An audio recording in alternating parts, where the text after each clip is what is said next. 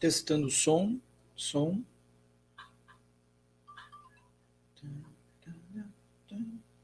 Testando o som. Som ok. Som ok, já vamos entrar.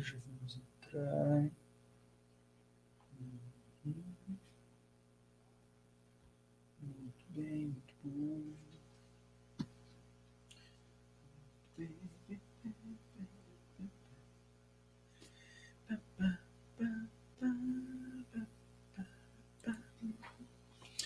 Bom, olá a todas, olá a todos, sejam todas e todos bem-vindos, bem-chegados nesse final de tarde de domingo, dia 30 de agosto de 2020, num final de tarde nublado, chuvoso aqui no sul do Brasil, e vamos para a nossa segunda parte do vídeo, que eu dividi em dois, né, o de orelha a orelha, do livro A Contra-História do Liberalismo, do professor Domênico Losurdo, já falecido.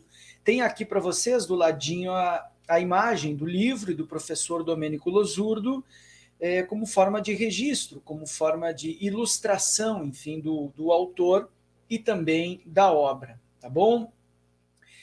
Bom, então eu fiz um de orelha a orelha, que é aquele quadro em que eu leio as duas orelhas do livro, a contracapa, a ficha catalográfica, e faço alguns destaques do interior do livro, até para demonstrar a razão pela qual ele me chama a atenção, e eu atribuo a ele uma importância para tirar da estante e compartilhar com os amigos.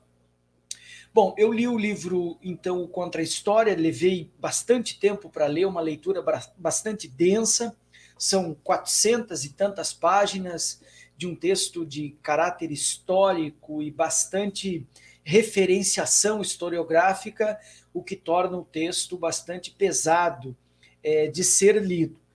E então eu quis fazer alguns destaques do quadro de orelha a orelha e percebi que eu queria ler trechos bastante amplos, uma leitura dialogada, uma aula pública, efetivamente, de trechos bastante significativos do interior do livro. E em uma só era visto que eu não conseguiria. Então a gente fez uma primeira imersão no livro e ficou ali com 1h34. E eu, além da apresentação geral, eu queria fazer três entradas no livro, digamos assim. A primeira delas eu fiz, então, na parte 1, e nessa parte 2 eu vou fazer uma segunda imersão no livro. Eu não sei se vocês conseguem ver, mas tem algumas folhas dentro, tá? Ali, ó, tá? Ali eu coloquei marcadores de página, então 2 vezes que estão do meio para o fim do livro é onde eu quero chegar. E a crítica do professor Domênico Losurdo, exatamente, bom, a ideia geral é de que é impossível que haja liberalismo, a ideia de um liberalismo, ela é impensada sem a sua base escravagista, escravocrata. Então ele escreve uma história contrapelo, uma história vista de baixo, uma contra-história daquilo que nós conhecemos de forma muito difusa por liberalismo político. Então, essa segunda entrada, que é a primeira de agora, está lá na página 252. Para aqueles que não sabem, esse livro tem em PDF à disposição para quem se interessa em baixar o PDF para ler pequenos trechos. Essa leitura de hoje vai ter 2 ou 3 páginas, então não é muito. Então, para ler no PDF seria tranquilo. A aquisição dele eu consegui apenas diretamente na editora, a Ideias e Letras. Foi bastante complicado de achar o livro, eu não achava na estante virtual, muito menos para vender, e comprei ele novo na própria livraria. Entrei dias atrás ele estava ainda à disposição, até um valor bem alto, 80, 70, 80 reais, algo assim. Bom, e por que dessa inserção de hoje? Porque é uma crítica que o Domênico Losurdo demonstra que não só o liberalismo foi possível com base na escravidão, portanto, liberalismo pressupõe liberdade, e ele tenha por base, por sua raiz, a escravidão, seria a negação da liberdade, o que é uma contradição em termos, né? Ele também tem por base algumas formas de pensamento social que embasam formas de opressão sociais. E a de hoje é exatamente o darwinismo, o pensamento evolucionista. Antes mesmo de começar, ou de continuar, deixa eu fazer uma última conferência do som. Ah, tá bom. Eu falo mais perto, aí eu acabo ouvindo, mas eu acredito que ele esteja bem audível, mesmo falando nessa distância. Ah, acho que tá bom. Então, eu agradeço já de saída aqui o Clayton, que é membro assinante, muito obrigado, seja bem-vindo. Também a Marcela, boa tarde a todas e todos. Boa tarde, Marcela, seja bem-vindo. Uma profícua tarde de estudos aqui no canal, para a gente ler Domênico Losurdo. E também o Ricardo, de fora, lá da Europa, apenas propostas, o canal do Ricardo. Repito, muito interessante a análise que ele faz sobre economia. Ele explica de uma forma muito didática o economês que a gente se atrapalha bastante. Eu, pelo menos, tenho enorme dificuldade para compreender, e ele faz isso no canal dele de uma forma muito didática, mostrando a lousa e vai narrando. Eu vi, pelo menos os vídeos que eu assisti eram todos narrador over, ele ia falando e ia aparecendo, então, as imagens, e ele ia explicando. E muitas falácias que a gente vê na mídia hegemônica são desmentidas ali pelo Ricardo no canal dele. Excelente o conteúdo, eu recomendo a todos que façam a inscrição. Aliás, deixa eu rodar o banner aqui, né? Antes que eu prossiga. Seja membro, e aqui, então, a inscrição do canal. Então, recomendo a todos que se inscrevam lá no canal do Ricardo, apenas propostas. Seria muito interessante o material que ele compartilha. O Escapim também, eu mantive contato, ele tinha inclusive me perguntado se eu ia entrar com o Losurdo. Enfim, foi uma semana de muitas reuniões na universidade, a gente está se preparando para a volta ao ensino em modalidade remota, né?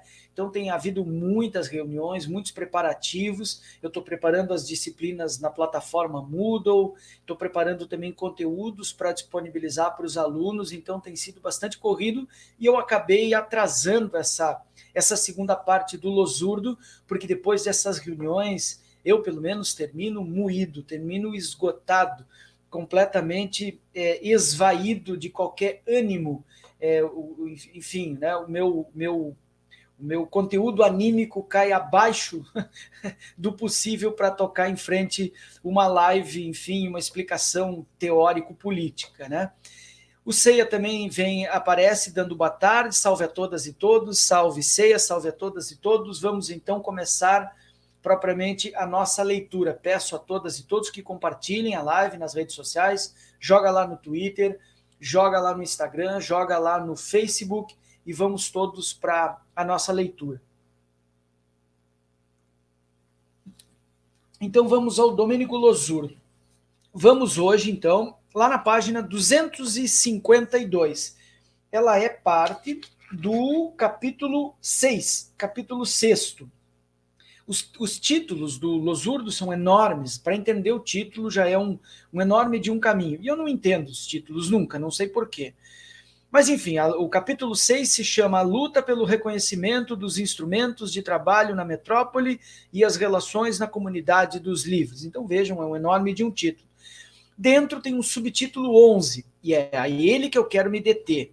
E ali o Losurdo chama, então, de... Deixa eu tirar esse marcador de página. Chama de reivindicação dos direitos... Deixa eu chegar para cá, assim, não vai cortar minha cabeça, só um pouquinho... Aqui, agora eu me posiciono bem.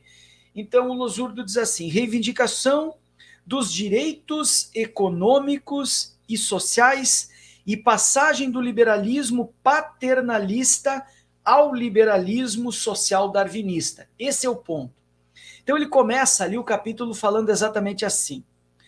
Um veio social darwinista atravessa o pensamento liberal desde o seu início, ou seja, o liberalismo, além de escravagista, sempre teve como explicação moral, como justificação do aprisionamento das vidas e dos corpos humanos, uma vertente de pensamento, o evolucionismo, que é milenar, para alguns até bíblico, mas que cola muito propriamente no século XIX em Darwin, por isso ele está chamando de darwinista.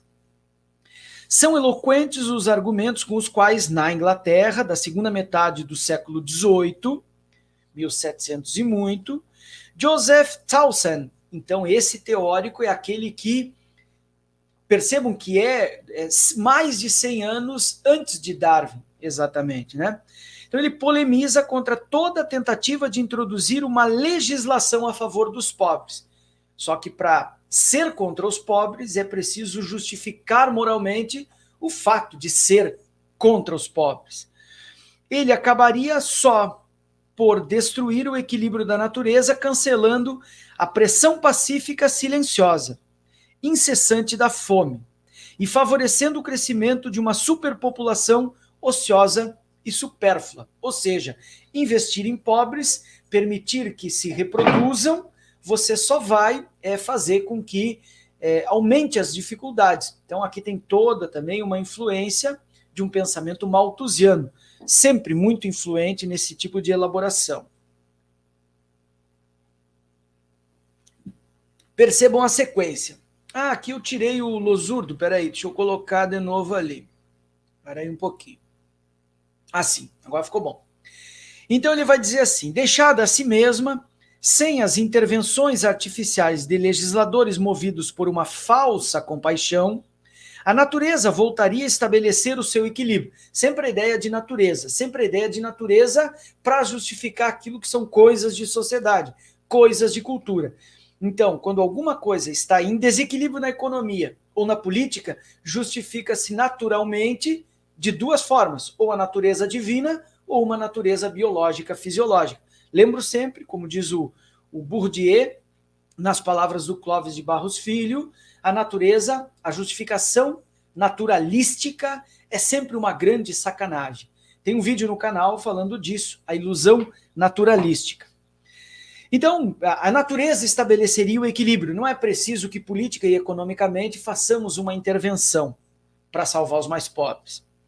Assim como acontece em uma ilha habitada apenas por cabras e cachorros, a luta pela sobrevivência seleciona os elementos mais fortes e vitais, condenando o seu destino os outros, comparando sempre os seres humanos à sua animalidade, como se deixados ao natural, eles entrariam em equilíbrio. Só que os seres humanos não entram. Nos seres humanos não há um equilíbrio natural, porque o ser humano é um ser social e cultural. Portanto, será com base cultural que será estabelecido um equilíbrio. E esse equilíbrio sempre terá como fatores não a sua resistência biológica, fisiológica, mas os seus desenvolvimentos culturais. Desde o início da tendência a naturalizar o conflito social, esse é o ponto, está na segunda linha da 253, tendência a naturalizar o conflito social. Agora, no Brasil de hoje, se faz muito isso, e toda análise, em boa medida, liberal, faz um tanto isso. Todo o liberalismo tem por base um pensamento evolucionista, darwinista, que naturaliza o conflito social como se fosse coisa de natureza divina ou de natureza biológica mesmo, né? E apresenta, tendência a naturalizar o conflito social e a apresentar a riqueza e o poder das classes dominantes como uma expressão de uma imutável lei natural. E aí, então sempre como imutável. E por que é uma grande sacanagem, segundo Bourdieu? Por quê? Porque é como se você dissesse, quando você naturaliza alguma coisa, natureza de duas formas, biológica ou teísta, divina, você está dizendo para o seu interlocutor, seu leitor, que Não pode ser de outro jeito, tem que ser assim, porque Deus quis, porque a natureza quis, porque você foi feito assim, é inato e não há como mudar. Portanto, é uma grande sacanagem sempre. E aí ele cita o Burke, que muitos por aí adoram, um conservador canalha, base do pensamento liberal. Nesse sentido, Burke fala de aristocracia natural, como se a aristocracia fosse coisa da natureza e não criado pelas divisões econômicas dos seres humanos numa sociedade que cada vez mais se torna capitalista. Consagrada pela natureza, entre aspas. Comporta um elemento social darwinista literam, ou seja, antes de estar escrito, já pressupõe uma ideia, que orienta a escrita sobre aquela ideia. Conhecemos as críticas dirigidas por Franklin aos médicos pela sua dedicação a salvar vidas que não são dignas de serem salvas.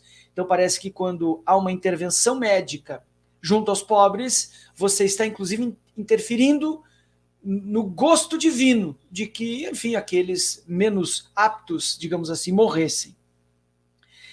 A doença, então agora abre aspas, tá? Abre aspas a 137, a Towson, esse pensador aqui, o Joseph Towson, do século XVIII. Então, Towson, a doença que elas sofrem é a manifestação da cólera divina, ou seja, Deus está com raiva e então fez deles pessoas débeis, inaptas a viver em sociedade. Por isso mesmo, tem a justificação moral de serem eliminadas. Essa é a base do liberalismo moderno. Então, a doença que elas sofrem é a manifestação da cólera divina pela intemperança, a preguiça e outros vícios. É justo que isso receba uma punição prevista pela natureza e pela previdência, ou seja, que Deus castigue, que os pobres morram de fato. Não se deve obstaculizar o desígnio superior divino, ou seja, se são pobres, eu não tenho que torná-los ricos. Se são pobres, é porque Deus quis. E se Deus quis, não é um ser humano que tem o direito de interferir naquilo que Deus já estipulou. Aqui um Deus cristão, com letra maiúscula, tá? Então não se deve obstaculizar aquilo que é um desígnio superior, principalmente se forem alvejadas as populações coloniais. Aí a justificação, que é a segunda parte da aula de hoje, de se matarem negros, índios, enfim, populações nativas dos continentes, lugares que os europeus chegaram devastando, pilhando. Isso não vale só para os peles vermelhas, lá nos Estados Unidos. Também a terrível carestia que na metade do 19 dizima a população irlandesa já duramente provada pelo saque e opressão dos colonizadores ingleses. Historicamente, os irlandeses foram também saqueados, explorados, pilhados. Quando a gente olha, eu tenho aqui atrás de mim o mapa, como vocês podem ver, e aqui não dá para ver, né? Foge a visualização. Nós temos aqui a Inglaterra e do lado uma ilha, um apêndice. Sempre os ingleses se apropriaram da terra dos irlandeses. E o Domenico Losurdo mostra ao longo do livro, várias vezes ele fala dos negros, sobretudo, os africanos em especial, as populações indígenas da América, da Norte América, portanto, populações nativas de vários continentes, e também, sempre, a exploração do trabalho dos irlandeses, também com base no racismo, prova de que o racismo pela cor da pele foi apenas uma, a mais perversa, a mais densa, a mais genocida delas, mas houve tantas outras, que não só a escravidão negra, por exemplo, né? Por exemplo, a relação entre ingleses e irlandeses, o Losurdo chama de servidão, uma espécie de servir-se da força de trabalho dos irlandeses e mesmo dos corpos e mentes também, né? Então, contra a população irlandesa, a opressão dos colonizadores aparece aos olhos de Charles Edward Trevelyan, encarregado pelo governo de Londres de acompanhar a situação, como a expressão da providência consciente, ou seja, Deus sabe o que faz, que assim resolve o problema da superpopulação. Então, que morram justificadamente, moralmente justificado a morte dessas pessoas. Então, antes de ir para o próximo parágrafo, trago também aqui o Ceia. O ser humano é um ser gregário, é um conceito do direito, porque o ser humano tendencialmente, historicamente, sempre se agrupou em grupos, em associações, mas não é só o ser humano que é um ser gregário, isso é uma natureza positivista do direito. As abelhas são um ser gregário, formam colmeias, a formiga é um ser gregário, forma formigueiros, então isso é uma bobagem quando eles dizem, né? É uma caracterização abstrata do ser humano. O ser humano é um ser gregário como todos os outros seres animais, muitas espécies animais, só que a natureza gregária do ser humano é uma natureza cultural e não uma natureza natural, como nas abelhas, como nas formigas, por exemplo. O José Escapim diz assim: é mais compreensível fazer ponto de vista hegemônico, reduzir com ações humanas em objetivações naturais, pois está sujeita aos sujeitos de responsabilidade no processo de suprimento de misérias humanas. Perfeito, exatamente. E aí ainda o Escapim complementa e diz assim: compreensível e aceitável. Complemento, claro, claro, claro. Do ponto de vista de como eles estão narrando o mundo, torna-se plenamente justificável. Perfeito. Muito bem, então sigamos.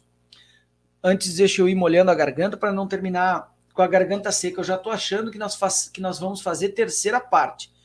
Essa segunda parte, ela vai daqui da 252 até a 256, e depois a outra é maior. Então, eu já estou suspeitando, já estamos aqui com não estou conseguindo contar, peraí. Nossa Senhora, aqui não está contando o meu contador. Ele anda me deixando meio na mão. Mas aqui o contador está contando, tem 21. Até eu preciso conferir se o som está ok. Não, parece que está bem, está tudo ok. Mas vamos em frente. Mas o contador aqui do programa não está rodando. Eu achei que talvez estivesse fora do ar até, mas acho que estamos no ar. Sigamos. Mas, diz o Losurdo, o elemento social darwinista acentua-se na medida em que as classes populares, sacudindo a tradicional subalternidade, entram diretamente na cena pública para fazer prevalecer as suas razões. Nos Estados Unidos, depois da abolição da escravidão, o parlamentarismo e o paternalismo dá lugar rapidamente a uma atitude explicitamente violenta. Em relação aos negros, submetidos ao temor e ao terror que incumbe exatamente sobre quem ousa desafiar a supremacia branca. Algo de análogo acontece na Europa. Então, o Losurdo, vejam como o foco deles são sempre de grandes análises. Ele está agora com foco nos Estados Unidos, percebe que lá há um elemento social darwinista de seleção das populações nativas, e ele tira o foco rapidamente e vai para o continente europeu. Então é análogo na Europa. Contra a nova situação obtida na luta pelo reconhecimento, amplos setores da classe dominante reagem ameaçadoramente à lei da seleção natural, que condena os incapazes a uma morte precoce. À reivindicação dos direitos econômicos e sociais, os setores mais conservadores do movimento liberal respondem com um liberalismo radical, ou seja, frente aos problemas do liberalismo, mais liberalismo, tal como eles mesmos preconizam, né? Um liberalismo radical e sem compromissos, claro.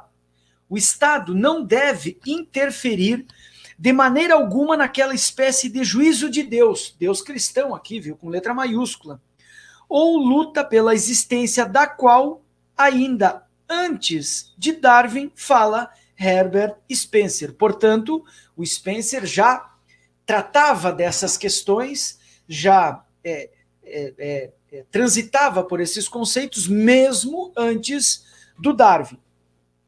Deixa eu ver, eu anotei alguma coisa na lateral. O darwinismo de Spencer antes de Darwin. Claro, então isso é importante, isso é o dado importante que nos fala o Domênico Losurdo.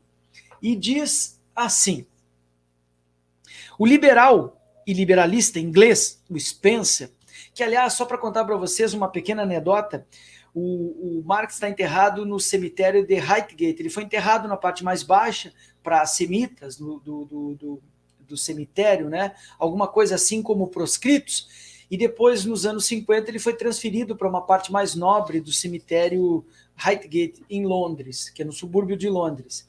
E nesse lugar mais nobre, ele foi enterrado junto com outros pensadores, onde foi construída a lápide que a gente conhece, aquele busto gigantesco do Marx. Ali estão todos, aquele ambiente doméstico do Marx. Tá? A Jenny, a Helene Demuth, a filha, a Eleanor, por último, né, que se suicidou, enfim, a Laura. Bom, e aí é o seguinte... Na frente do túmulo do Marx está o túmulo do Spencer.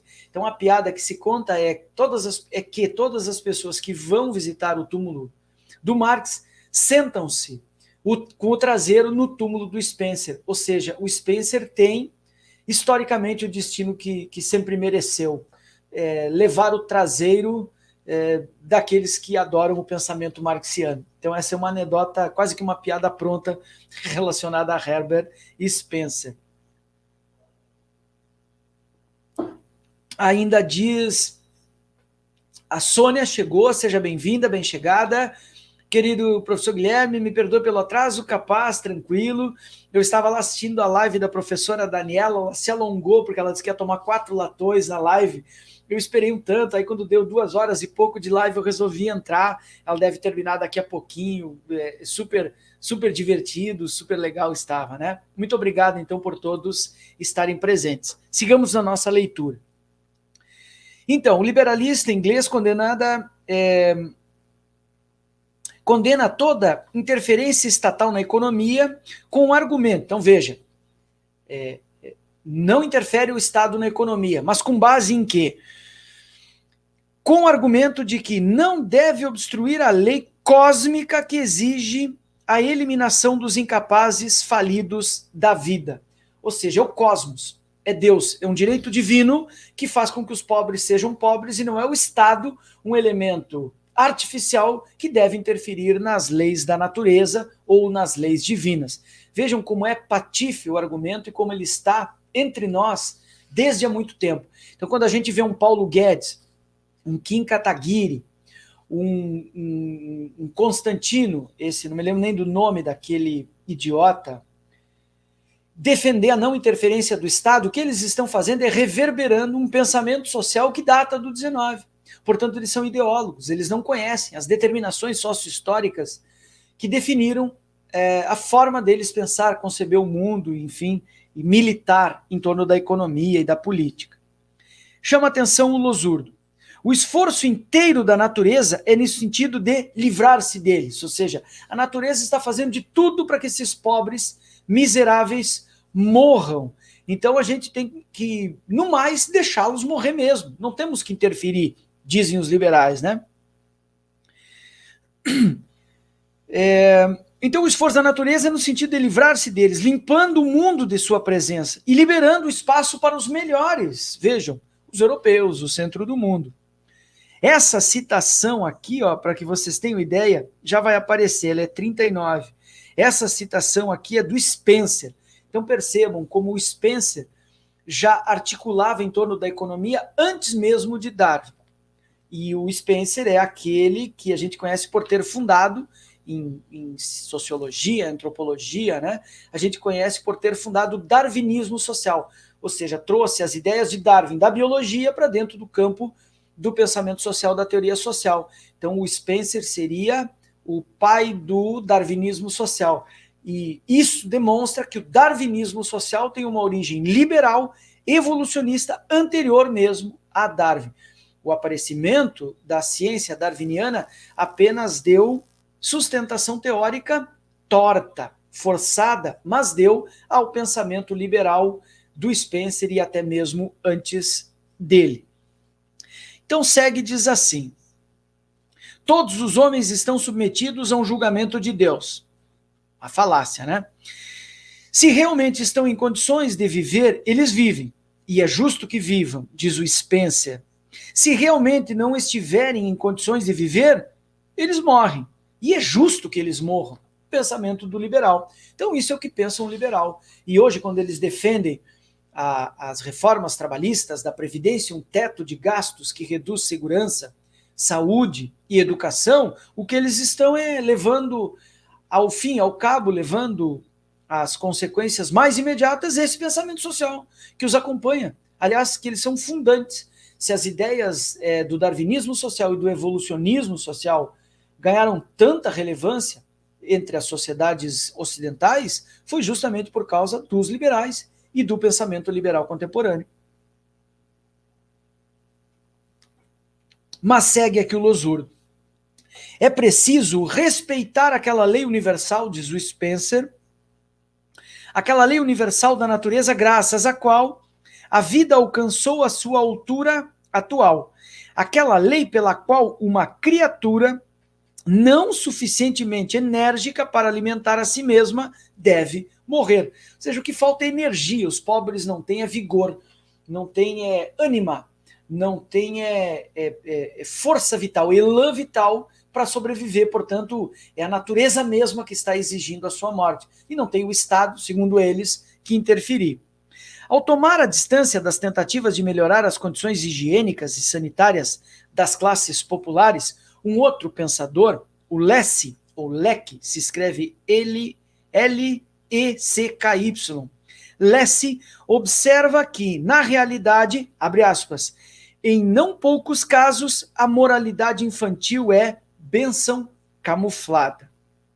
Veja, bom, eu não vou entrar em detalhes, mas aqui é de uma violência impressionante. Tem uma citação direta agora. Diz o Lessig, a reforma sanitária não é uma coisa totalmente boa quando permite aos membros fracos e doentes da comunidade que em um estágio diferente da sociedade teriam morrido na infância.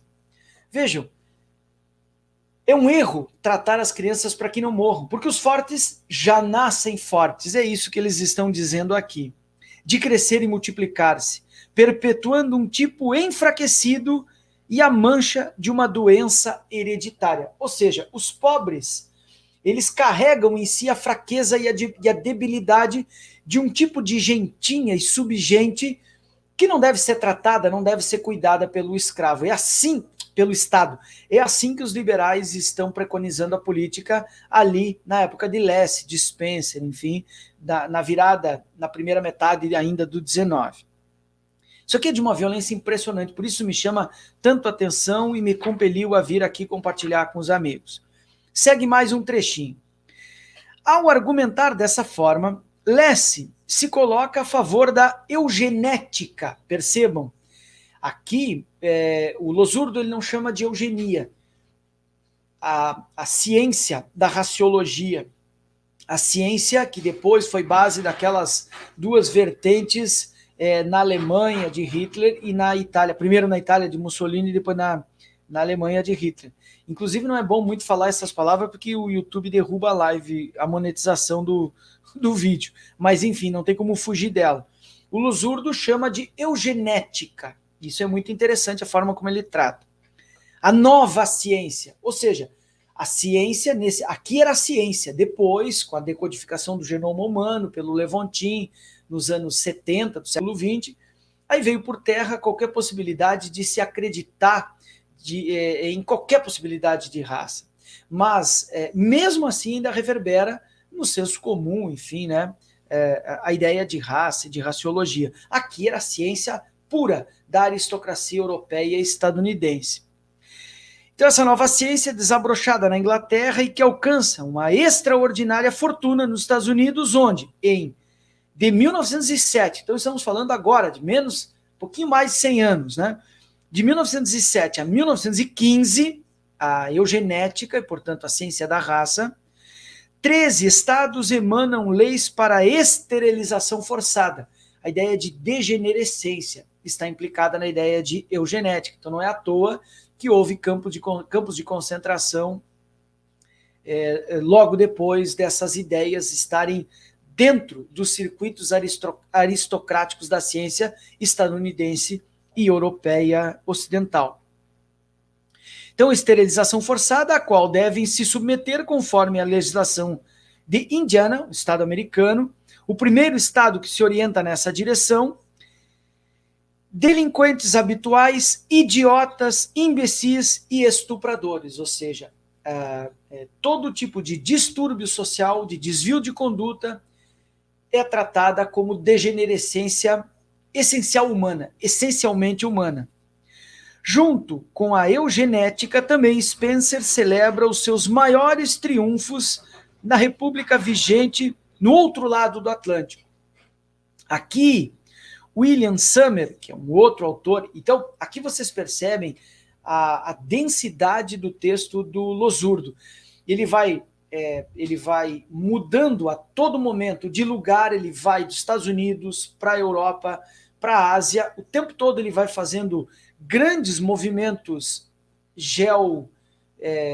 geográficos mesmo, né, no globo, como também no tempo, portanto, históricos e também políticos, ou seja, ele vai citando teóricos de várias correntes, de várias vertentes. Então, é um texto que requer muita atenção para saber de que ele está falando, de quem ele está falando e sobre que momento ele está falando e sobre que eventos históricos ele está tratando.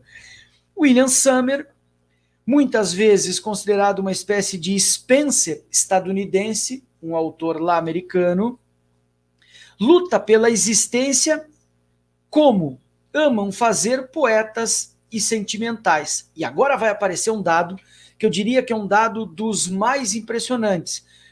A contraposição entre darwinismo e socialismo. Isso é uma sacada incrível do Losurdo. Eu mesmo nunca tinha visto essa relação, vi aqui e fiquei profundamente impressionado. Nunca mais vou olhar para a análise do socialismo sem fazer uma relação com o darwinismo tão em voga nesse tempo, nesse marco histórico do qual nós estamos tratando aqui. Deixa eu organizar aqui. Então vamos lá. O erro do socialismo, diz o Losurdo, consiste, em primeiro lugar, na sua pretensão de salvar os indivíduos das dificuldades e durezas da luta pela existência e da competição da vida mediante a intervenção do Estado. Ponto. É isso que nos importa aqui. É isso que nos importa aqui. Então, eles estão debatendo o seguinte: qual o problema do socialismo? Crescente, desde todo o século XIX, as lutas operárias, os partidos comunistas, os partidos sociais-democratas. Cresce um socialismo. E como é que a sociedade está vendo esse crescimento? Está dizendo, qual é o mal do socialismo, afinal de contas? Por que o atual governo brasileiro, e como outras vezes, como o governo Trump também fala mal do socialismo, incute na população um pânico, um terror, um medo dos comunistas? Porque eles são um tipo de gente que parte de um pressuposto errado, segundo os liberais. A de que não se deve salvar os pobres, porque eles são inexoravelmente insalváveis, eles são inexoravelmente impossíveis de serem melhorados, não há como melhorá-los, e o socialismo, portanto, é um erro desde a sua essência, é isso que eles estão dizendo. Por isso, o medo original a essas correntes mais à esquerda, o socialismo, o anarquismo, por exemplo. Então ele diz aqui, o erro do socialismo é tentar salvar os indivíduos das dificuldades ou durezas da luta pela existência, competição da vida, mediante a intervenção do Estado. Aqui, o anti-estatalismo, ou seja, as noções contra o Estado, porque o Estado é o quê? O Estado é um modo artificioso, criado pela sociedade para dar um certo, pelo menos do ponto de vista ideal, né, dar um certo equilíbrio da sociedade. E ela não tem que ter equilíbrio, porque tem uns que nascem sem condições de viver em sociedade, são fracos, são débeis, mental, moralmente, e outros nascem fortes, o Estado equilibra. E isso é um erro na origem, segundo os liberais. Aqui, então, o antiestatalismo e o social-darwinismo andam de mãos dadas.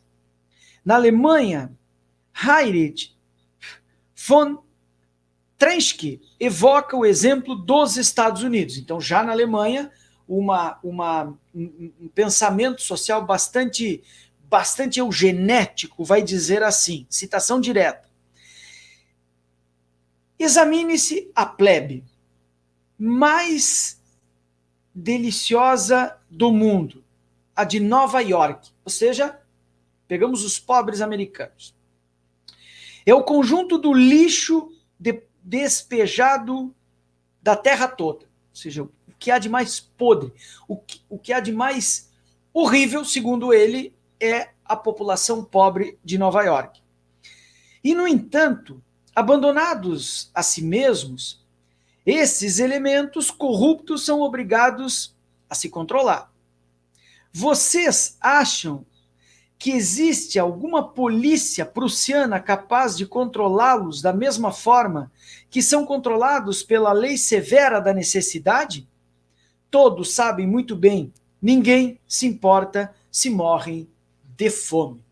Se você trocar Nova York para o Brasil, você poderia dizer que é o governo, atual governo, pela mão da caneta do Paulo Guedes, que está dizendo isso. Ninguém se importa que eles morram de fome.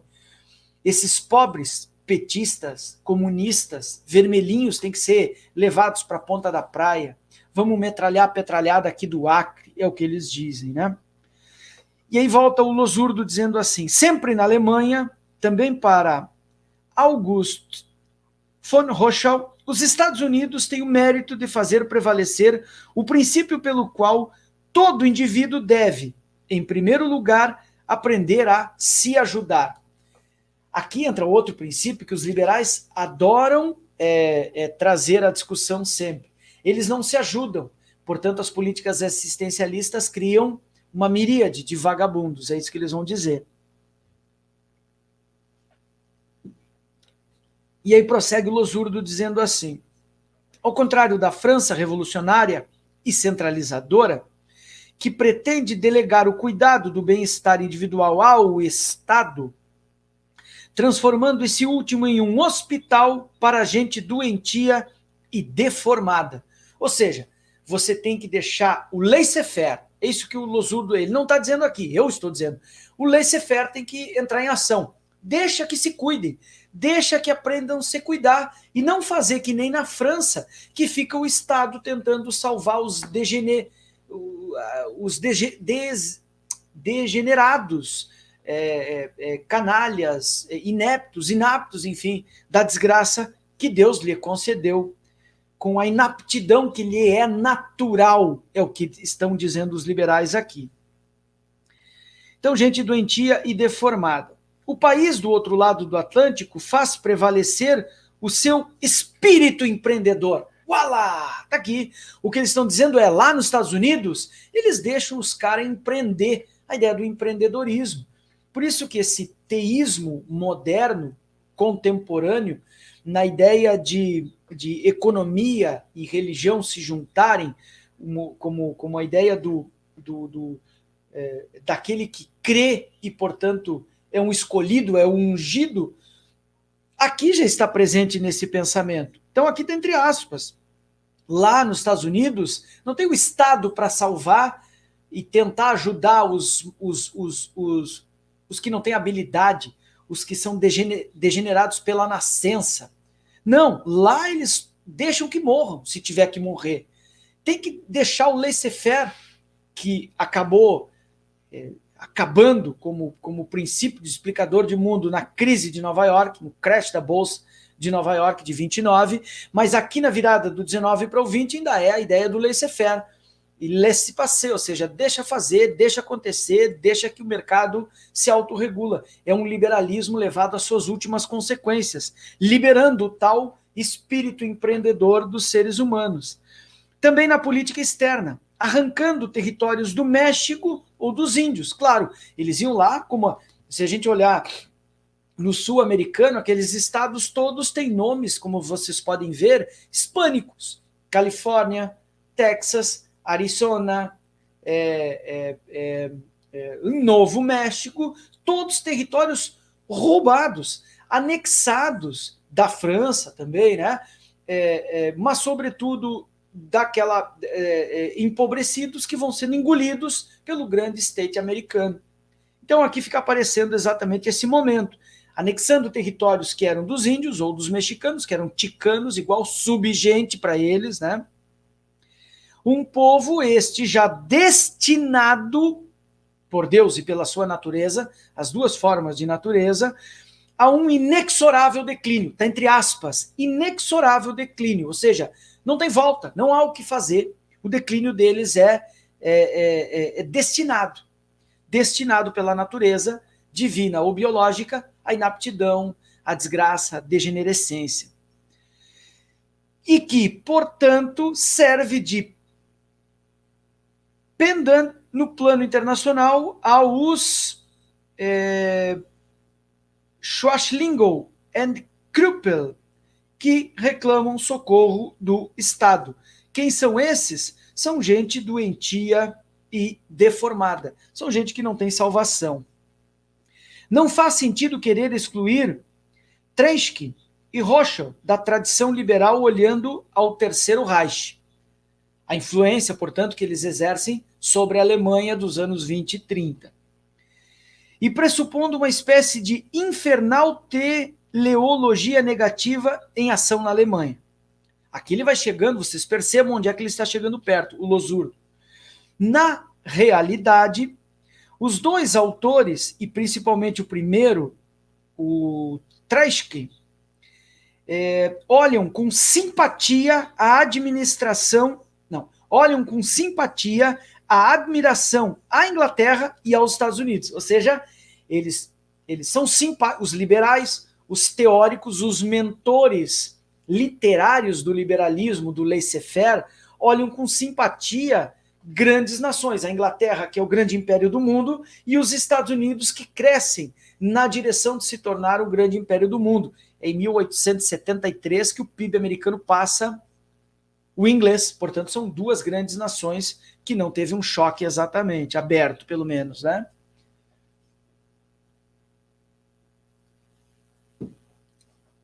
Então ele segue e diz assim, então olham com simpatia esses darwinistas europeus e admiração à Inglaterra, os Estados Unidos, e não cansam de denunciar, ecoando uma ideia amplamente difusa de cultura liberal da época, o liberalismo do 19, a tradição estatalista e anti-individualista que a França revolucionária, socialista, bonapartista tem herdado do antigo regime.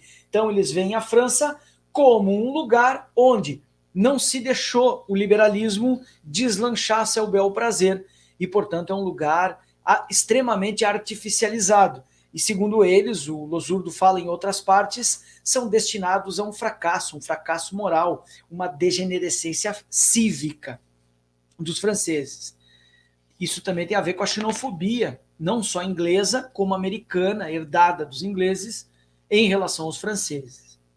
Em particular, imediatamente evidente é a presença de Constant e Tocqueville em Treitschke, ou seja, Benjamin Constant e Alexis de Tocqueville. Lembre-se da condenação que ele pronuncia sobre a divinização do Estado, ou seja, a ideia de tornar o Estado algo idolatrado. E a excessiva dilatação da esfera política dos conceitos semi-antigos e do entusiasmo de Rousseau pelo sentido cívico dos antigos. É depois derivado o onipotente poder estatal, edificado pelos jacobinos, esquecidos eles também de que o esplendor cívico de Atenas, portanto, sempre eles remetem a alguma coisa muito ancestral para justificar sua ação no presente. Os italianos remetiam aos fatio, os feixos, né, que os juízes da antiga Roma usavam. Já os nazis remetiam ao primeiro Reich, a grande nobreza alemã, falida que estava o terceiro Reich, né, o Reich criado por Adolf. Eu não falo as palavras porque a live é derrubada. Aliás, eu já acho que vai derrubar mesmo, que eu já falei demais essas palavrinhas perigosas aqui de serem faladas. Estou evitando o nome do espantalho miliciano com cérebro de chimpanzé que governa o Brasil. Esse eu estou evitando, porque o nome dele cruzado com essas outras, aí derruba lá na hora, né? Então, a participação coral dos cidadãos na vida pública repousava sobre o grande fundamento da escravidão. Vocês negavam. A incapacidade em compreender a liberdade moderna provoca a tragédia. O antigo regime, a revolução de Napoleão I a Napoleão III, em todos os regimes foi desmedida atividade do Estado. Permaneceu a doença hereditária da França, cujo ideal é a onipotência da previdência do Estado. Ou seja, a França não vai para frente nesse capitalismo do laissez-faire, porque o Estado se mete demais na economia. Esse é o resumo da ópera, é o que eles estão justificando. Entramos aqui, então, no último parágrafo de hoje. E eu vou parar por aqui, nesse último parágrafo. Já estamos aqui com 50 minutos. Aí eu faço uma terceira parte interferindo nesse último pedaço. Ela é bem longa e também bastante interessante. Então vamos ao último parágrafo de orelha a orelha, a segunda parte do Contra-História do Liberalismo, do Domênico Losurdo, como vocês podem ver a imagem aí colocadinha na miniatura do lado. E diz assim o Losurdo: compreende-se, por tudo isso, porque o social-darwinismo, e o darwinismo social, a teoria darwiniana trazida para o campo da teoria social, se afirma principalmente agora 3 países, hein? Inglaterra, Estados Unidos e Alemanha. Então essa é a razão, porque ele estava na raiz do liberalismo. Não existiria liberalismo sem escravidão, que é a sua base material, tirar valor da força de trabalho sem precisar pagar por ela. Nações enriqueceram fazendo isso. Como também sem uma base moral, como diz o Gessé Souza, sem uma trama de ideias, como é que o Gessé chama agora no Guerra contra o Brasil. Eu estou na metade, já passei da metade, agora estou mais a metade para o fim. É lindo, espetacular o livro do Gessé.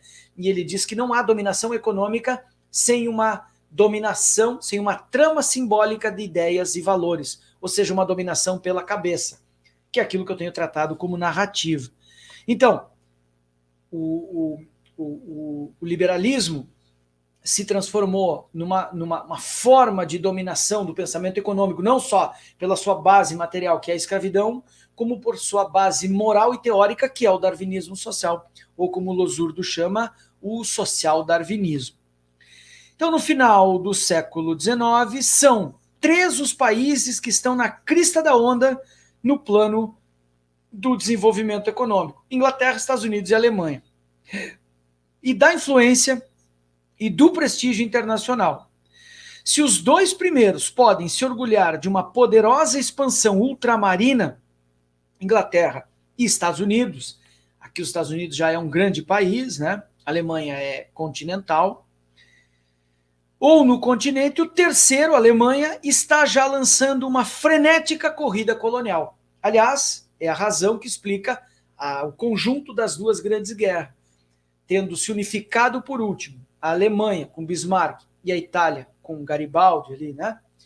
São as 2 nações que não participam da partilha da África, portanto, ficam de fora do neocolonialismo e, portanto, precisam correr atrás do prejuízo, que é aquilo que o Marx chamava de miséria alemã. Que é a miséria alemã? A miséria alemã do Marx é exatamente um pensamento filosófico tão profuso sobre uma base material, ou seja, uma economia tão arcaica, tendo se nacionalizado, segundo as nações modernas, tão tarde, né? Então, e aí a Alemanha, tendo ficado para trás no prejuízo, corre freneticamente atrás do prejuízo, e essa é uma das razões, claro, da Primeira e depois da Segunda Guerra. Itália e Alemanha fazem isso. Então, expansão ultramarina ou no continente. O terceiro está lançado a uma frenética corrida colonial. Veremos como os 3 se consideram membros de uma única família ou raça. Aí a ideia de povo ungido, povo escolhido. A ideia de que você seja a raça escolhida. Alemães, ingleses e americanos. Você se vê como o melhor, você se vê no topo na ponta do vetor racial. É isso que o Losurdo está lembrando aqui. Então se veem como membros de uma única família ou raça que, iniciando-se na Alemanha, tem atravessado primeiro a Mancha, chegado na Inglaterra, e depois o Atlântico, e aí chega nos Estados Unidos. E os três têm propensão a olhar para os latinos como sendo falidos. Os Estados Unidos faz isso. De Miami para baixo é tudo ticano. Portanto, você pode matar, explorar, pilhar, espoliar, como quiser, para não falar dos povos coloniais. Bom, aí então o domínio é impressionante, muito até maior. E a atribuir eles, porque se acham melhores, atribuir o seu sucesso à ação determinada pela seleção natural. Então, uma trajetória histórica que é absolutamente econômica, absolutamente escravagista, com base econômica material, é explicada como providência divina, como uma natureza melhor, como um cromossomo ou um cromossoma mais enobrecido, mais rico do ponto de vista de riqueza material biológica, né? Se veem como melhores porque Deus quis que eles fossem melhores e porque a natureza os fez seres mais fortes. Então, é a junção dessas duas coisas, a ideia de seleção natural, que premia os melhores no interior de cada estado, principalmente no âmbito internacional. Então, percebam, por que esses três países, a Inglaterra e a Alemanha depois causa a guerra, né, se veem como melhores. Porque, de fato, se lançaram uma corrida colonial e ainda colheram frutos do comércio escravagista, escravocrata, e segundo, porque do ponto de vista teórico-moral também se constituíram como escolhidos, como melhores do que os outros, né? Então, percebam, a junção entre economia e darwinismo social é profunda e estão também na base do liberalismo, tá bom?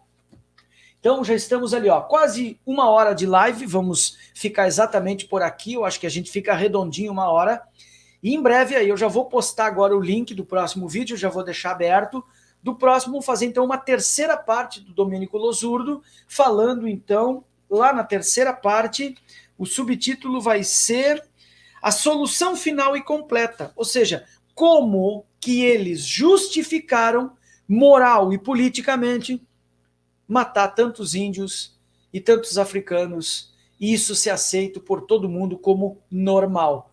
Então é uma sequência imediata da aula, da live, enfim, da leitura dialogada de hoje. Mas isso eu vou fazer na terceira parte, para que não fique tão extensa. A primeira ficou 1 hora e 34, mas rendeu legal, eu assisti depois, ficou bem interessante, não ficou maçante.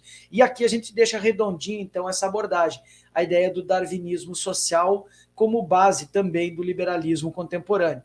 Eu vou postar ali entre hoje e amanhã, e aí dentro de alguns dias eu volto e a gente faz a terceira parte do Domênico Losurdo. Como você sabe, uma vez eu vi o professor Zé Paulo dizendo que não é nada fácil a explicitação dessas ideias, desses conceitos.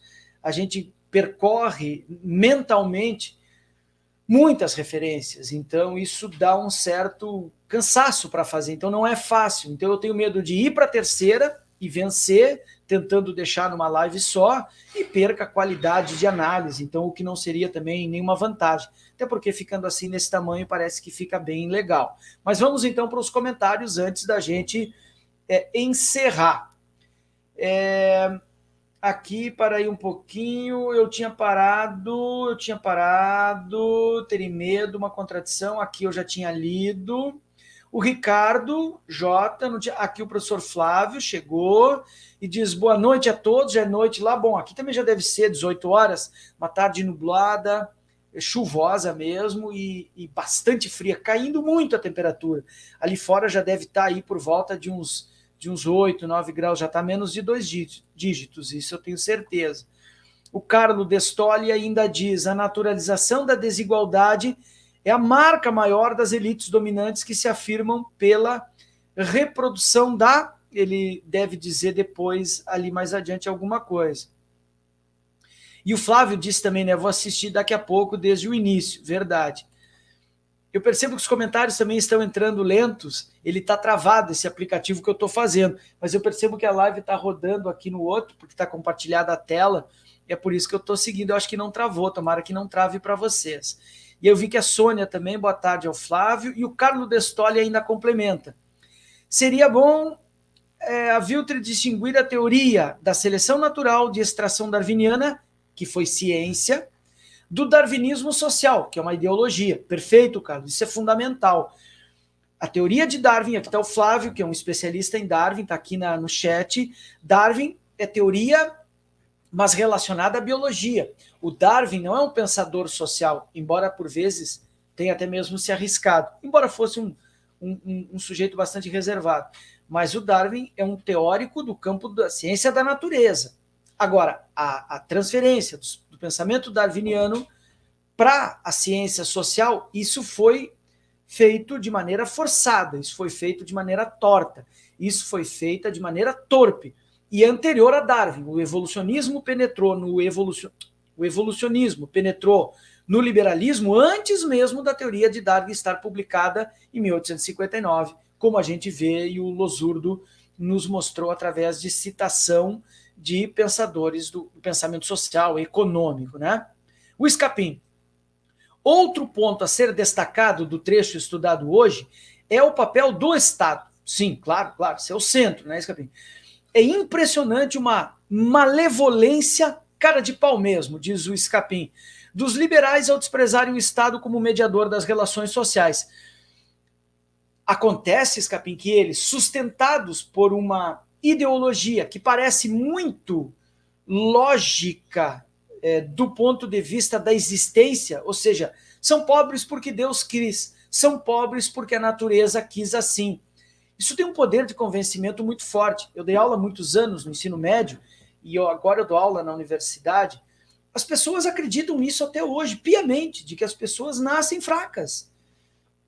São inaptos do ponto de vista biológico. Ou mesmo são predestinados. Por isso que o teísmo é tão nefasto. Eu sou ateu, mas eu percebo, e acho que religião, não acho que religião seja algo tão nefasto assim. Tem no filme do Darwin, aquele filme Creation, que é com o Paul Bettany e a esposa dele, a Jennifer Connelly. É lindo o filme, Creation, Criação, Darwin, 2009, do John Amiel, é o diretor.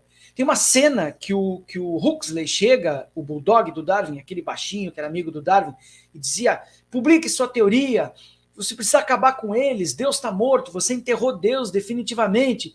E o Darwin olha para o Huxley e diz assim, a religião é como um barco, muito improvável, mas pelo menos flutua. Então eu concordo com essa ideia darwiniana. Aliás, eu sou um admirador da teoria de Darwin e do Darwin como um cientista, né? E ele está absolutamente certo, a religião é muito importante, não há sociedade humana conhecida e estudada que não tenha desenvolvido, de alguma forma, uma espécie de religiosidade, uma relação com o absoluto, com aquilo que não é explicável pela via da experiência e da experimentação. Agora, aqui a gente vê como que esse tipo de explicação serviu historicamente para todo tipo de barbárie. Não há arma mais letal conhecida do que a cruz e a espada, e a cruz mais ainda. Então isso é bom que fique bastante claro, né? Bastante claro. Ainda diz assim, acho que era esse o comentário, né? Eu espero. Bom, exato. Aí o Scapin depois volta e diz: sabemos que até os liberais, sabemos até que ponto eles abrem mão do Estado. Não, ao contrário. Não é que eles abrem mão, eles não abrem mão. Só é possível liberalismo porque tem o Estado fazendo e justificando moralmente a escravidão. Só é possível capital porque o Estado legaliza as relações de exploração da força de trabalho. Sem Estado não há capitalismo. E a base moral econômica do capitalismo é o liberalismo, né? Que se realiza muito mais na ideia do que na realidade mesmo, porque essa não existe, né? Liberalismo na realidade não existe, nunca existiu. Livre mercado, os keynesianos já nos mostraram, livre mercado é um teísmo, livre mercado é uma ideologia absoluta. Não há livre mercado, nunca houve, nunca houve. Talvez num capitalismo muito comercial do pós-medievo tenha havido alguma espécie de comércios, onde as relações não eram definitivamente condicionadas por monopólios, por bancos, por conglomerados, por corporações. Talvez ali o mercado fosse um tanto mais livre, mas livre mercado, como eles imaginam e propagam e dizem, isso nunca houve, né? Nunca houve mesmo. Nossa, como talento para aparecer uma questão e outra, ele vai travar. Se travar, eu não volto, você já sabe. Mas eu estou encerrando, só estou lendo os comentários. Pronto, você já respondeu. Perfeito, Flávio, beleza, beleza, obrigado. Aí o Ceia ainda diz assim, professor, como você acha que o projeto do Ciro melhoraria o poder de compra, salário do trabalhador? Chega de discurso furado que tem que chegar na ponta para o trabalhador, sem dúvida. Eu tenho profundas restrições ao Ciro por ele ter saído do Brasil num momento tão importante, mas sei por que ele fez isso. Ele foi muito, ele foi traído, inclusive, né? O irmão dele foi demitido quando brigou com o Eduardo Cunha.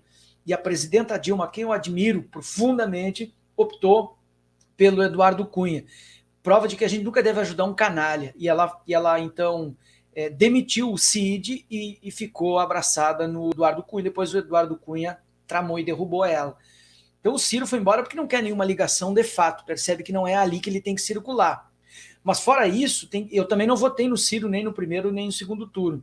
Agora, é inegável que o projeto do Ciro é o melhor projeto para o Brasil hoje. O difícil é fazer ele...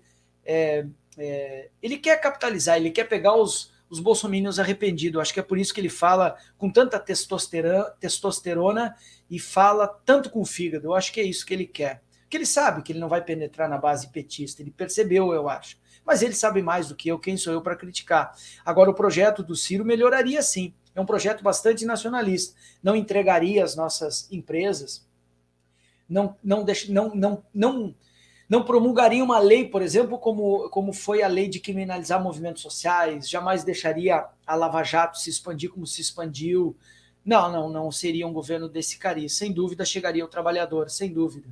Agora, não iria contra as elites, não. Ele articularia com elas, tal qual fez os governos Lula e Dilma, eu acredito.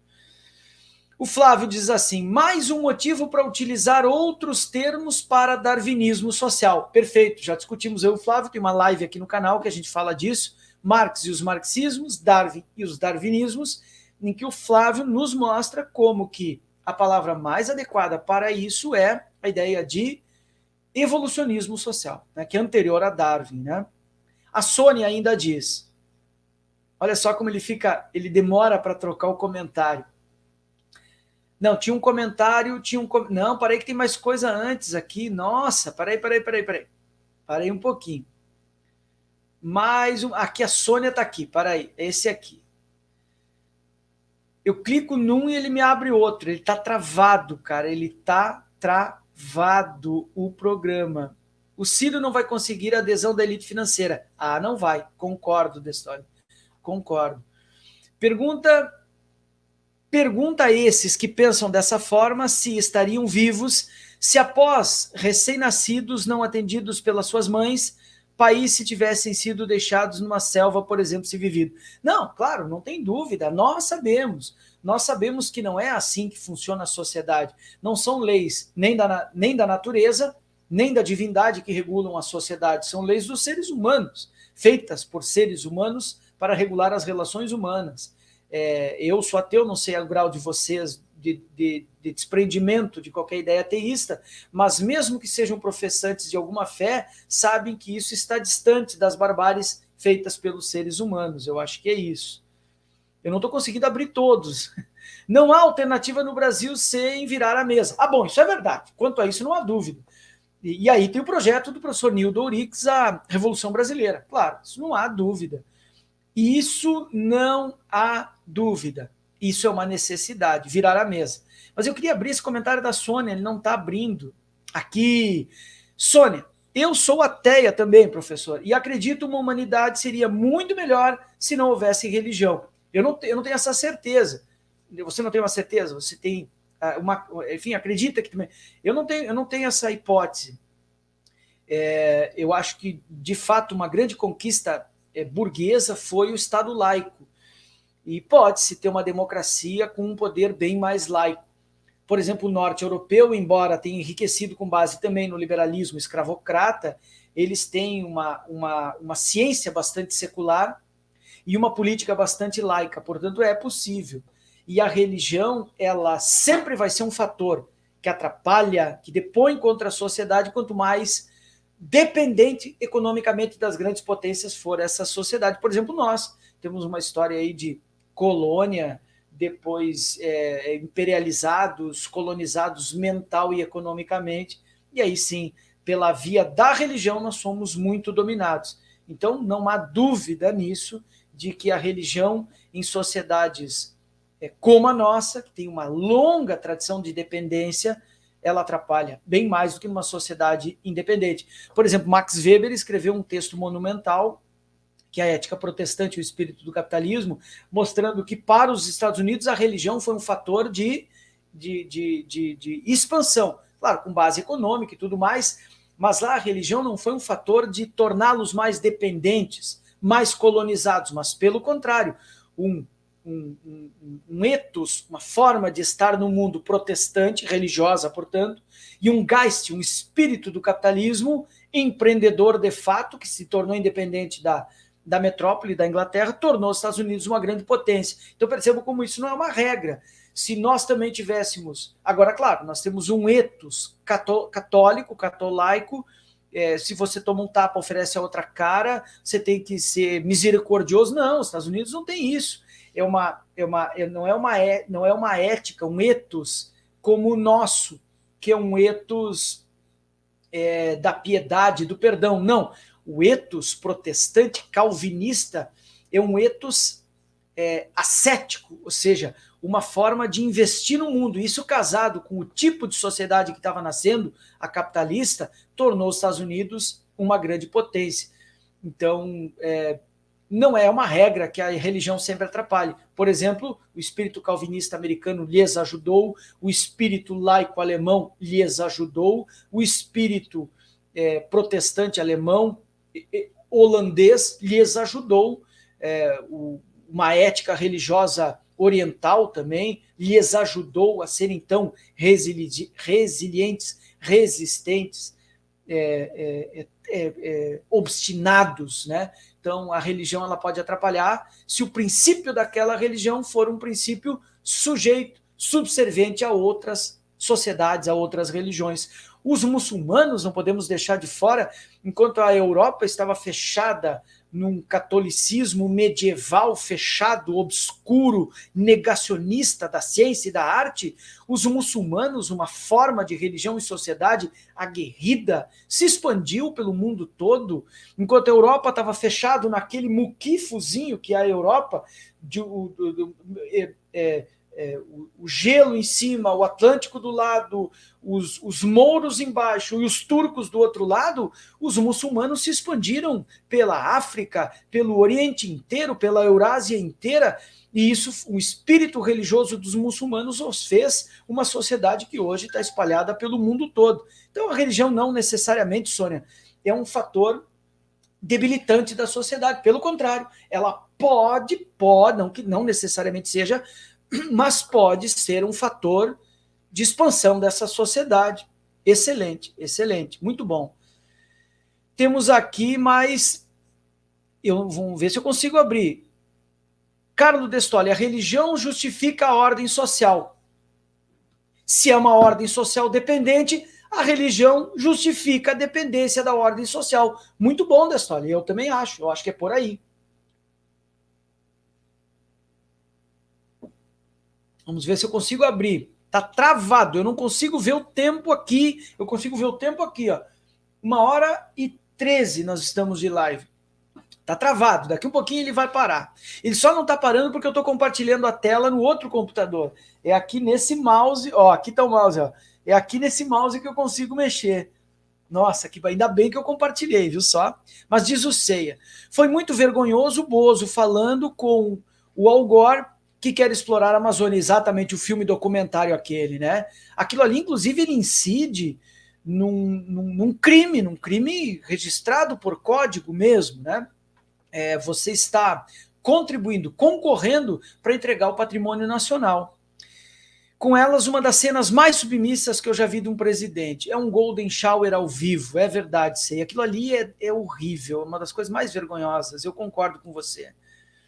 E diz o Bozo veio dos porões da ditadura e sempre apoiou a chamada tigrada. Sempre, sempre, sempre. E aí o Sei ainda diz assim, foi surreal aquilo lá, que vergonha, que cena lamentável, né?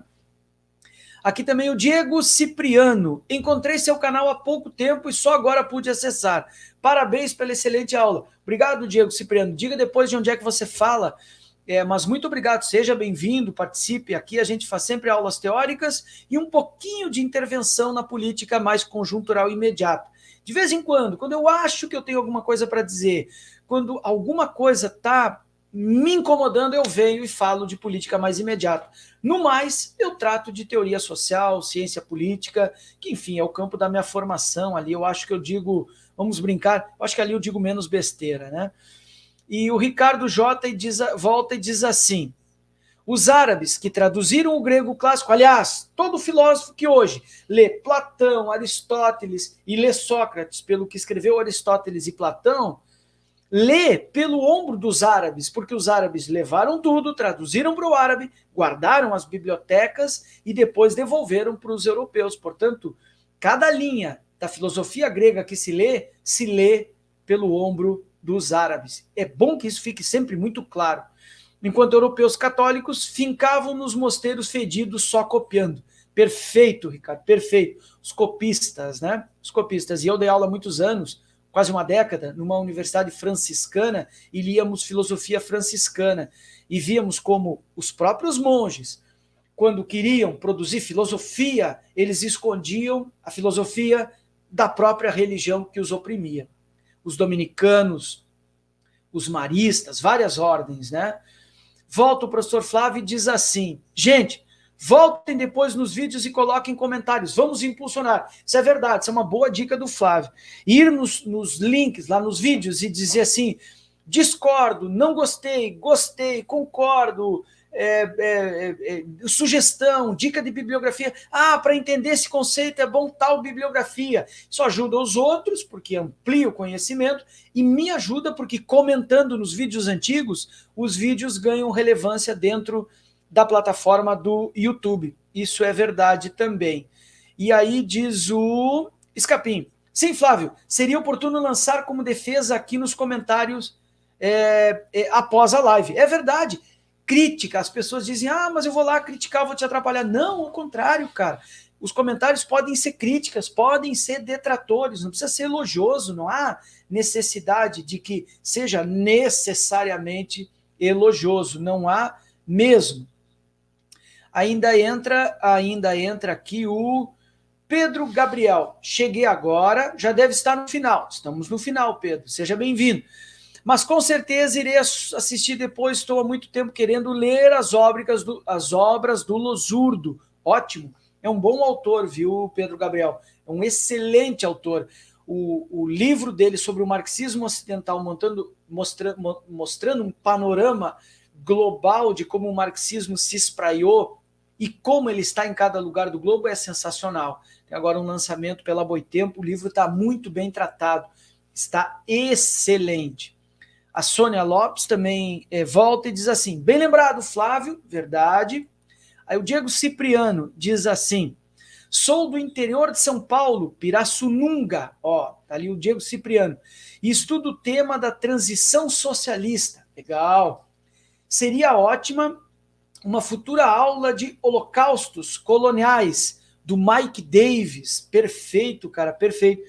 Eu tenho do Mike Davis o texto, eu até não fiz, faz anos, cara, eu dava sociologia da urbanização no curso de arquitetura e urbanismo da Universidade Franciscana, e lá eu trabalhava com um texto do Mike Davis, que é aquele Planeta Favela, aquele que ele mostra que o planeta se transformou numa grande suburbanização do planeta, né?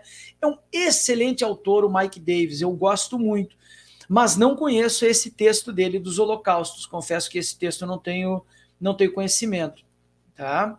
Então, lá de Pirassununga, o Diego. Ricardo. Depois vem o gênio do Olavo falar que os árabes nunca contribuíram em nada para a humanidade e fala que estão certos nos países que não aceitam refugiados.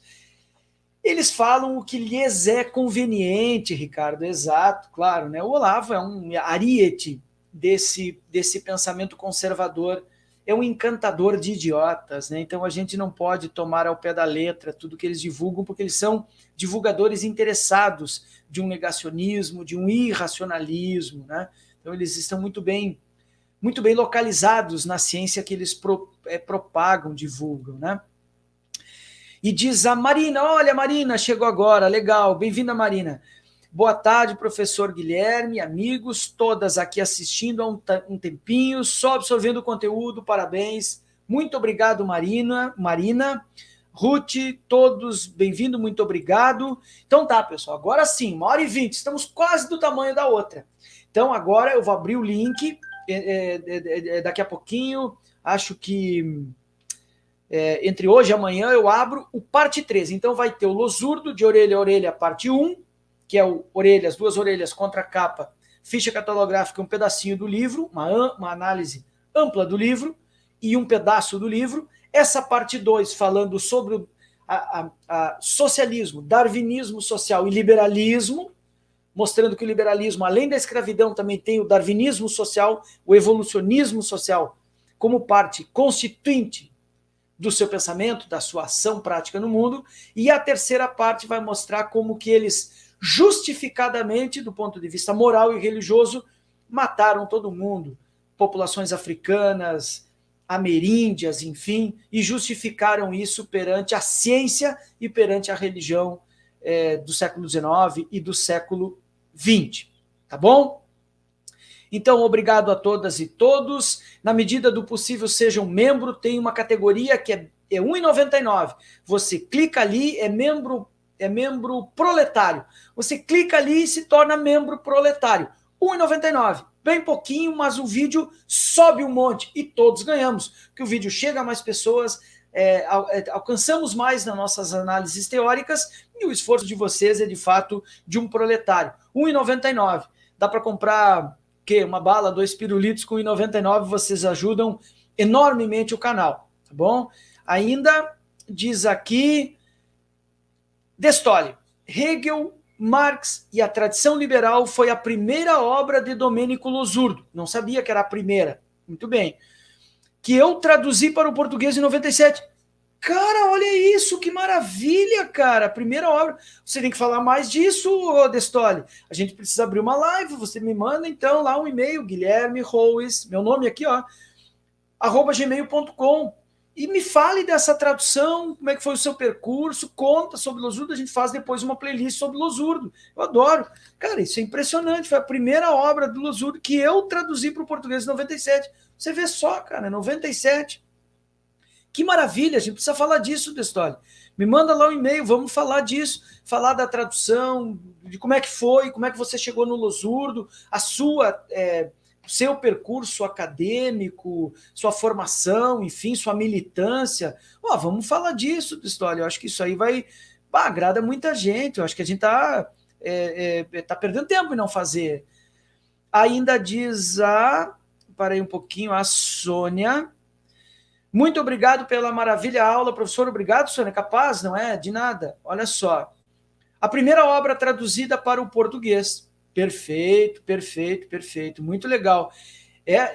O italiano que era, né? Importante essa tradução. Importante, importante. Hoje, eu cheguei ao Losurdo, primeiro porque eu vi que tinha uma celeuma muito grande. E segundo, porque eu percebi que era um autor central, publicado pela Boitempo, né? Um autor central para entender essa contra-história, essa história contra-pelo, uma história normalmente negada. E ele é um autor que ele não defende, como muitos dizem, o stalinismo, mas mostra como Stalin financiou lutas anticolonialistas na Rússia, na União Soviética, né?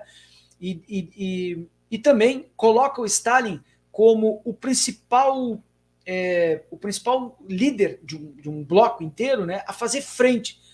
Era um genocida, não discordo disso, mas ele fez frente a outro genocida, que é o capitalismo de uma forma geral. Quem explodiu 2 bombas na cabeça de gente civil, não foi o Stalin, foram os americanos. E isso é bom que fique sempre muito claro quando a gente discute com os liberais, né? E ainda diz o Destoli, eu traduzi como planejar do Losurdo na Unicamp em 95. Olha aí, viu? Que legal, cara. Era aluno lá da Unicamp em 95. Olha aí, muito bom. Tá bem, meus amigos? Eu acho que agora sim. Acho que agora nos encaminhamos para o nosso finzinho, tá bom? Então, em breve eu posto o link, dentro de alguns dias eu faço então a parte 3 do Losurdo. E eu já estou também atrasado na outra aula do Zé Paulo, que já tinha que estar aí andando nessa série que a gente está fazendo sobre imperialismo e capitalismo contemporâneo, que é o capítulo 8 e 9 do livro Economia Política do Zé Paulo. Aí eu coloco aqui do lado o texto, a gente vai lendo junto e conjuntamente, tá bom? Então tá bem. Um bom final de tarde a todos e todas, um final de domingo, se cuidem, torcendo para que essa pandemia aí arrefeça, para que o vírus arrefeça e a gente pode retornar na medida do possível à nossa vida mais parecida com o normal. Agora volta o nosso ensino remoto na universidade, eu deverei gastar um pouco de tempo cuidando disso, mas na medida do possível seguirei alimentando o canal com essas análises, tá bom? Um abração a todos, se cuidem e fiquem bem.